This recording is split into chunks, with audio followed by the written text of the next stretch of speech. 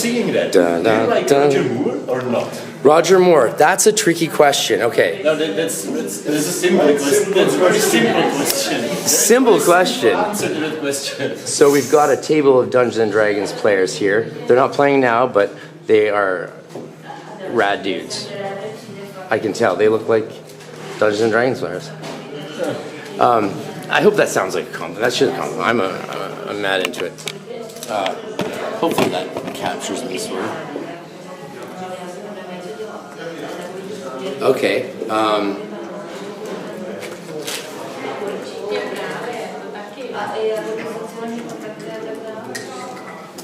So, sorry, I just had to respond to the person who's on their way. What did you say? Roger Moore. Yes. Roger Moore. You know about John? As Bond. Yeah. James Bond. Well, that's a hard one. I mean, no. Thanks. No. Thanks. That's all I want to hear. Close, but no cigar. You know what I mean? Close, but no cigar. All the time I see Octopus say, I'm dying.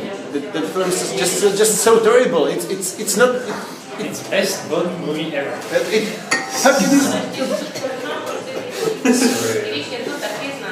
It's not even close to stupid. It's just wrong. So we're debating if he should even have been a James Bond. Now, do you know about the connection between the Tower, John Dee's Tower, and James Bond?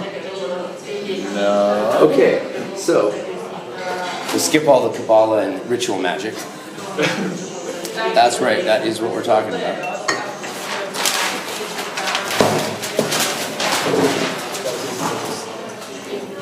Dr. John Dee.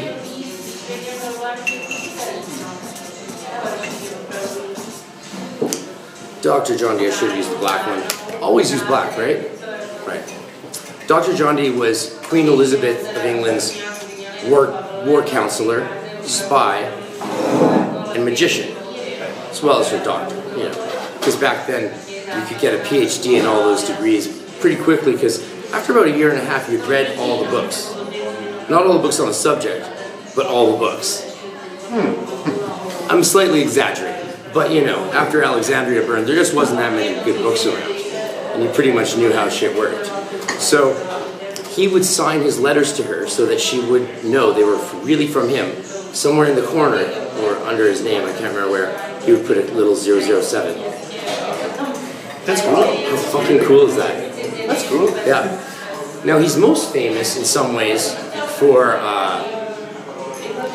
contacting angels, and the angels showed him how to determine what their language was.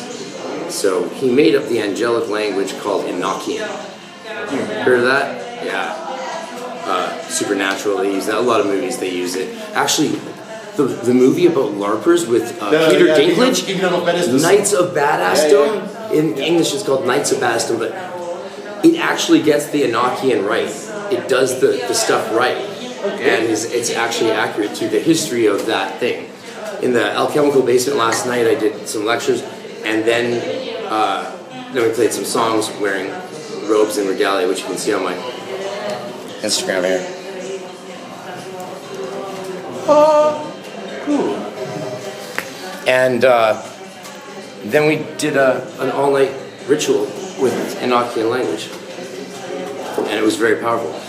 I don't know it was powerful for sure, but the effects were, you know, something works when it does something you don't expect, you know? So anyway,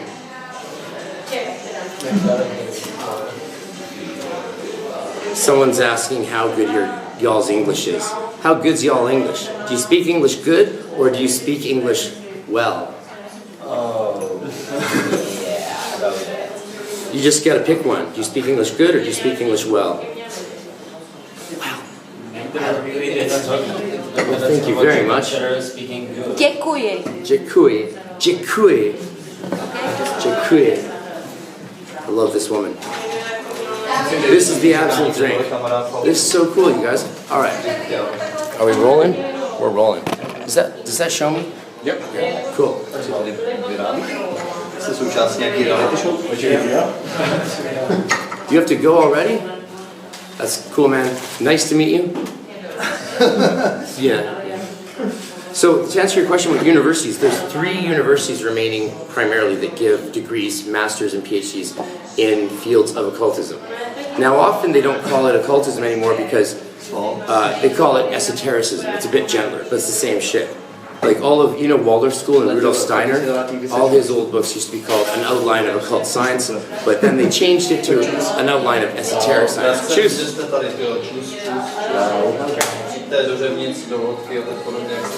is the absolute killer. And she made it very big and very magical. How cool is this shit, eh?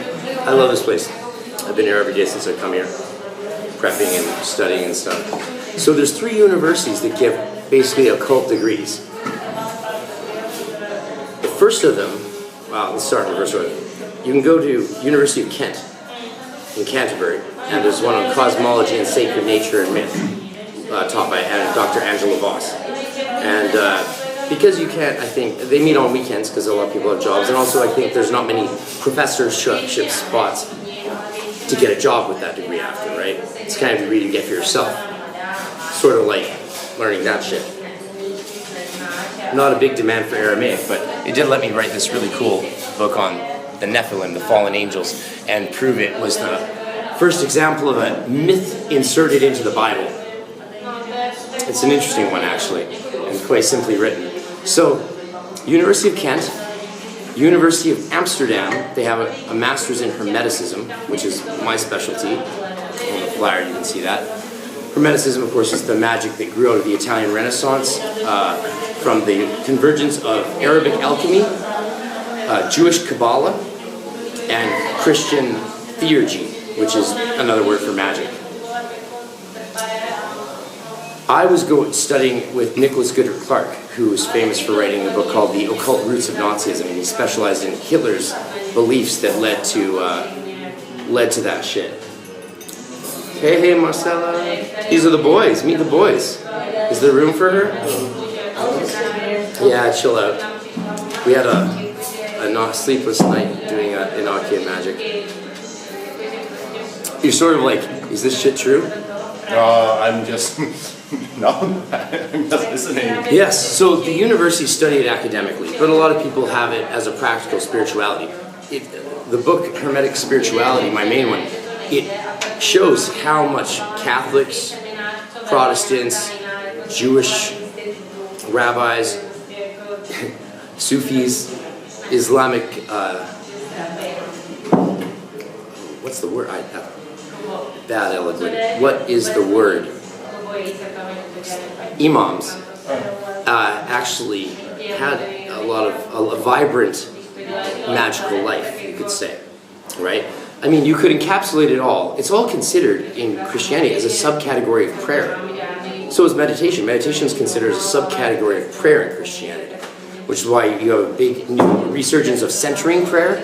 And all you do, tell me if this sounds familiar, all you do in centering prayer is you pick a word, like a word from the Bible, and this was outlined in an old medieval manuscript called The Cloud of Unknowing, so it's old, it's not new. And you say the word over and over, sort of like, in silence, for like 20, 30 minutes, which is how I was raised meditating as my family studied the transcendental meditation of Maharishi Mahesh Yogi in the Eastern faith, right? I moved on from that into, my parents got divorced, so my mom got us into Wicca and Druids, and I was really into that. And then I studied the roots of that sort of spiritual system and found out that they were based and grew out of mostly Hermeticism, Christian Hermeticism. But those Christians who practiced Hermeticism, they didn't really care so much about the historical Jesus. Some did, some didn't matter. They were very interested in the fact that he's sort of, in statue form, looks a lot like the baby horse, the baby Jesus and the baby horse. Very similar, you know. The little baby horse does that, the little baby Jesus there, sitting on Mary's lap. So Horus and Isis. He was called Harpocrates when he was a little kid, not Horus. He grew up and became the hawk-headed god, right? Anywho, Hermeticism led me into Christianity, Judaism, all these things, and that was where the hardcore stuff like Aleister Crowley came out of it, right? Today you have a lot of popular people popularly turning to ancient forms of demonology, like angels that were turned into demons by faiths that beat other faiths. So they're saying, oh, these demons weren't really demons, they were angels, so we're going to treat them like angels again. There's a lot of stuff going on. They call that left-hand path. And it's just something I don't know much about. And like I heard once, you don't need to be a part of every religion or every spiritual path. Just find one path up the mountain and hike, you know? You know people who like are attracted to the shiny new thing? Like, hey, I just got the D&D 5th edition. Yeah, well, I just got Ars Magica 3rd edition. I thought that was discontinued. No. And what about the new White Wolf thing? Now you can play fairies, you know? You can't have a good campaign if you keep trying a new system every week. You might have a good one-off where everyone dies, and that's a lot of fun, especially in Shadowrun. Yeah, nothing better than a Shadowrun game or a Drow Elf game where everyone dies at the end.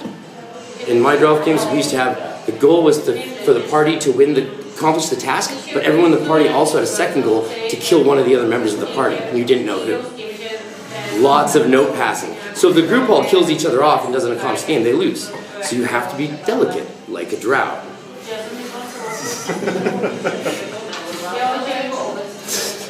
It's funny. There was a Wiccan, a witch guy, who got me into practical spiritual prayer magic, as you call it, I guess, or sacred magic, when I was about 12, 13, and I thought it was just hocus pocus. Interesting thing about hocus pocus, though, you know where it comes from, the phrase? It comes from the peasants in the back of the church who weren't allowed to be with the rich people in the church, and not be able to hear the priest. And when the priest raised the bread and salt, or the bread and wine in the air, he said, Hoc Asenum Corpus Meum. They heard, that's the hocus pocus. You say hocus pocus and boom, turns into wine. Flesh, or blood and flesh. Because Christians are technically cannibals, really. If you believe in the transubstantiation of the wine and bread into body and blood. Christians are technically cannibals. Don't take my, and this is what they told us in seminary. So I did the 7 years of seminary to be a priest. It was good learning. I always wondered what those guys knew that I didn't, you know, that gave them all this sort of mystery. Turns out it's just a lot of information about stuff that most people don't care about. But there is some stuff that's very, very cool. And the psychological testing to actually become a priest is very, very difficult. Most people in my class didn't get through. It's not easy. If you're unstable or inconsistent, done. It's like if someone doesn't come to the game regularly, problem, right? Anyway, big tangent, but you guys can handle the tangent, right? The first university to have a degree in occultism was Hermetic Christianity, and it was the Sorbonne. Possibly the best university in the world, arguably. In Europe, it's got a certain majesty, the Sorbonne, right? I mean, you can say, oh, they're just French, you know. But it's the Sorbonne, let's face it. It's like Harvard or Yale. I mean, sure, at Yale, guys walk around in packs chanting, yes means no and no means anal, which is fucked up. But it's still Yale, right? I mean, didn't Patrick Bateman go there? No, he didn't. He went to Harvard. You know, American Psycho? You seen American Psycho? Nope. Oh, it's good. Yeah. If anyone asks you if you've seen it from now on, just say, I have to return some videotapes. And they'll piss themselves laughing. Okay. I was studying with the guy who wrote on Hitler's spiritual Nazi beliefs, which really is what triggered his whole let the world burn sort of thing. But he died of a heart attack in 2012, and the whole program shut down because all the money that they were getting funded from the Theosophical Society and other places was through him, so that ended. Anyway, yeah, that's where you can do those degrees at a university. I don't know what you can do with those degrees. Play D&D. You can definitely play the best D&D game. So our D&D group was 4 guys, and we all talked about how good our games would be once we got our degrees. I got my master's in divinity, so theology, specializing in ancient languages and ethics, and also side thing in mythology. So, well, if you write a bunch of books, you know a bunch of shit, right? Because you research it. It's very easy to do when you don't watch TV, don't buy the new video game system, and don't know how to talk to girls. You write books. You write books, son. I knew how to talk to girls really well when they were being played as NPCs by my buddy Daniel Klein. Man, was I smooth with Daniel's women. You know what I mean? Yeah, you do. Plus, it's sort of magical if you could just roll a dice to seduce someone. Oh, we all know what we're talking about there. This is a special bonus bit for all you role players out there.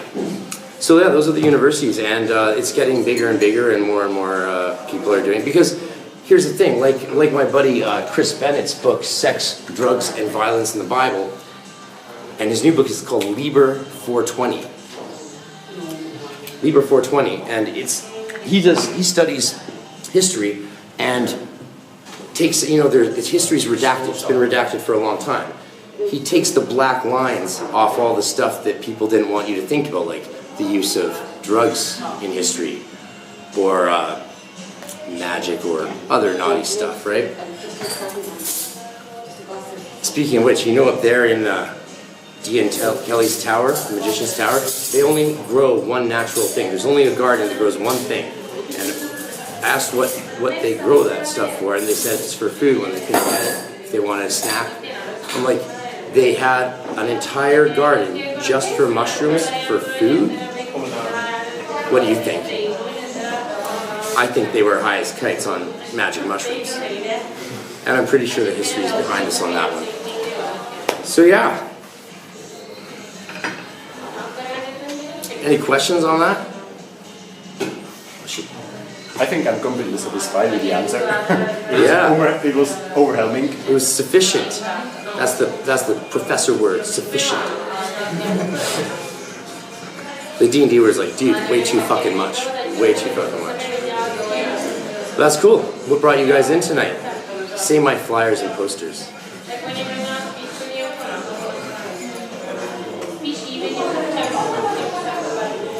Yeah.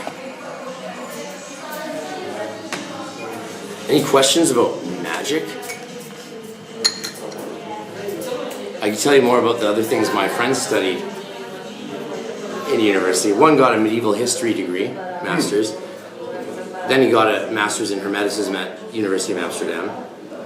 So that was pretty cool. Had good games after that. Though we found the more degrees we got, the more time we spent just talking about ideas. Like the 3 years when we all discovered women, those D&D games would be like, we make characters, or we'd have our characters from 6 months ago because we couldn't get anywhere with them, and then be like, yo, so what happened with Jen? Oh man, she said she was going to kill herself again last night if I played more D&D with you. I was like, really? I was like, yeah. That's crazy. He's like, no, I had to take her to the hospital. Crazy stuff. D&D, man. It's not liked by all women, is it? And then there was times we just talked about the nature of women and what it was like to maybe get kissed soon. Something like that. The guys who had lots of sex and played Dungeons and Dragons, they could only play on the weekdays because on the weekends they were off in the woods with a tent. Any of you guys like that?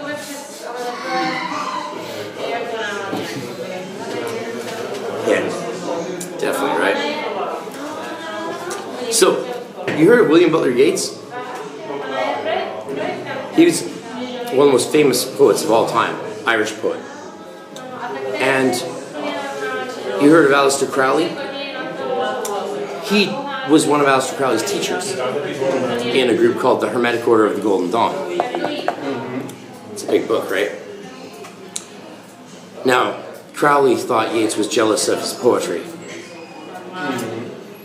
I don't think Yeats was jealous of Aleister Crowley's poetry. I've read his poetry. Even the book dedicated to the Virgin Mary, which is all kinds of wrong.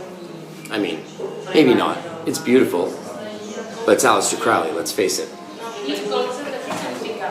He actually didn't even complete the training. Most history books say he was the greatest of them and did all kinds of wonderful things, but he couldn't complete this book.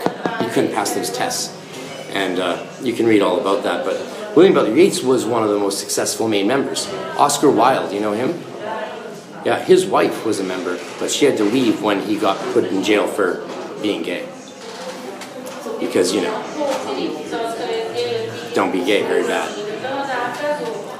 I think I just lost two kinds of viewers there. People who don't understand sarcasm, and people who do and think being gay is bad. Not a big loss, ciao. So the entire system of the Golden Dawn was based off the language of the angels and the Hermetic spirituality and magic that Dr. John Dee really pioneered when he got the language of the angels, which is really interesting because a lot of the times you hear in occultism, oh, those druid charms aren't real, they're made up, or they're sloppy Celtic languages. Okay. Or you hear we have chants, we do a thing, there's a thing called the barbarous names, which are just sounds. They're not meant to do anything. Very similar to something you might have heard of called speaking in tongues. And people say, oh, well, that's not a real language, and that's just, American Christian hoo-ha. It's actually much older than American Christian. It goes back to the earliest Christians. Ecstatic vocalization of sounds, rapid breathing, all these sort of physical experiences to cause ecstatic experience in your body and soul and get out of your body and soul. Because you didn't always have a lot of mushrooms around like John Dee did. So Yeats was one of the big guys in that group. The group fell apart and there was a lot of drama. But along his time in that group, he was trying to develop another order, an outer order. Because this is the outer order to an inner order of people that sometimes claim lineage to the Knights Templar. And after the Knights Templar, the Rosicrucians. Yeah? All these different secret groups changing their names to avoid persecution. The Knights Templar, like the Knights Hospitallers, were the first police force in Europe. They were the first, government licensed, sanctioned, empowered police. Who here's read Name of the Wind? Name of the Wind? The book? The novel? No? Yeah, the Amir are based on them, of course. So anyway, all these occultists were trying to bring back this tradition or preserve an ancient tradition. And Yeats thought, what about Ireland? Because Ireland was in trouble 100 years ago. But more now. Still in trouble. They're about to build a wall again, I think. Right? Did you hear about that? Yeah, you hear the Irish guy on Stephen Cole, or on Last Week Tonight, who's like, if you build a wall between Northern and Southern Ireland, people will shoot at the wall. They'll shoot at people on the wall, and they'll bomb the wall, and they'll bomb the people and businesses near the wall. It's just a fact. That's probably true. I know it's definitely true. I'll be in Belfast in a few days. And then I'll be in Dublin. Then I'll be in California. But California is nice and safe, right? No problems in California whatsoever. Fires. Yeah, and students going around with baseball bats beating up other students for pointing their fingers at minorities and being racist. Of course, if I say that, I'm in trouble. You might not know much about what's going on in the universities in North America. It's fucking crazy. Fucking crazy. Students blowing bullhorns in the ears of white male professors saying they don't have a right to teach because of a white male has no right to educate because they have too much privilege. I'm exaggerating a little, but the point is actually still there. It's not a faulty exaggeration. There's some strange stuff going on. William Butler Yeats said, what if Ireland had its own magical order with Irish gods fixed onto the Jewish tree of life?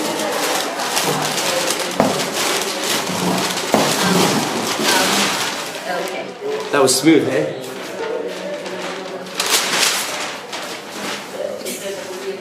So, put Irish gods on the tree of life.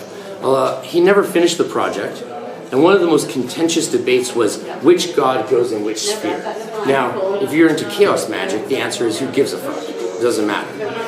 But if you're into structuralist thought, or you think there should be a standardized system that we all agree on for ease of use, then it makes sense. A lot of people like to make their own system. They change everything all the time just to suit their needs. Now, there's a problem with that, because none of these things are what we call ontological, right? That this goddess is the moon. That was never taught to us by a god. We decided on that, like when you make the world, right?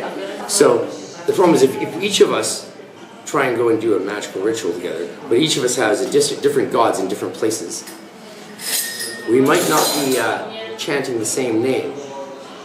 right? Makes it hard to focus your will and imagination, which is what, according to Crowley, confirmed causes change to occur in conformity with will. Sorry, I don't like that definition because of the first part. Magic is a science and an art. I don't think magic is a science and an art. I think magic is spirituality. I don't think it's an art. It can be artistic. There's art in it. There's scientific reasoning applied to it, often faultily. However, it's not a fucking science. Magic is not a science. In your diaries, it's nice to be consistent and do the same thing at the same time and see how that affects you. But come on, there's all these things you can't account for. So how can it's not a controlled experiment like rats in a box seeing if they drink cocaine water or regular water, right? That's a controlled experiment. Spirituality is not. And so it's very important in Hermeticism or any spirituality to have agreements on what is and what is not part of our tradition or dogma. Yeah? Anyone want to try the absinthe killer? It's actually, I don't like absinthe at all. I did it too much when I was a wee kid. Like, when I was like this many. But if you want to try it, I like absinthe, but you look dapper as fuck, dude. what? You look dapper. The word for you is dapper. If a girl says I like your clothes, you say, no. You just think I'm dapper. I'm talking shit now, sorry. The drink's gone to my head, plus I was a little stressed out by the two hecklers scaring off my audience, and they opened up two guys opened up 3 computers and put out 4 phones to suck up my bandwidth. And when I offered to pay them to leave, they said, you should leave. You're the problem. We spent €200 just on posters and flyers. And I've been coming back and forth to Prague for a couple of weeks just to arrange this. I was moved from other rooms to this room a bunch of times. It was chaotic, a lot of work. These little twats came in and just decided to fuck with my shit. So, do you want to know what I actually did? I went online and I messaged some of the best magicians I know. And I said, we need to do this technique right now all together. Some of them did something else. And as soon as I hit send, before they responded that they had done anything, within a minute, the 2 guys walked out the door with their bags. That's after me offering to pay them to leave, asking them to be quiet. The more louder I talked, the louder they spoke. A lot of people in the occult community accuse me of not believing in magic, and I'm fine with that. I don't need to be someone who's said to believe in magic. Because, I mean, as a Christian, it's the Indian head shake. As a Christian, it's easiest just to say, prayer works, hashtag, right? Placebo effect, dark matter, who knows? I'm waiting for science to tell me what's actually going on. In the meantime, if something pragmatically works in my life and improves my life, why not do it, right? You want to go on and pick up a cute girl, you dress like cute. I'm not going to go around the table because they can't really see all of you, but check out these rad dudes who are participating. Say hi. Hi. Well, their minds are being bent because you play fantasy magic, and now someone's telling you that there's all these people out there that take it seriously, right? Any of you guys know anyone who practices serious magic? No? No. I know it's weird. When I was told that people do that, like Wicca, I was like, no, I said, I was 12. I remember I said, that's not true. I said to this old man, I said, you're a liar. And he's like, nope, I do it. I was like, holy crap. I gotta figure this shit out. So I ran up to the game store upstairs at the Lonsdale Quay in North Vancouver, and I bought a copy of Mage the Ascension.